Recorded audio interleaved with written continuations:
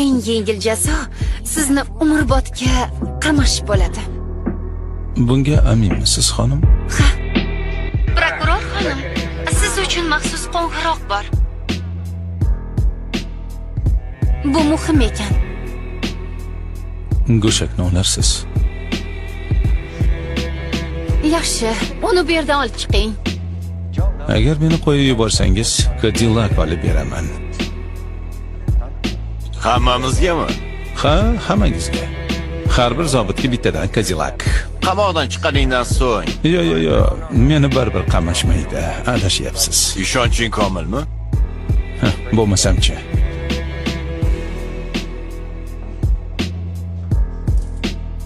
Yeching.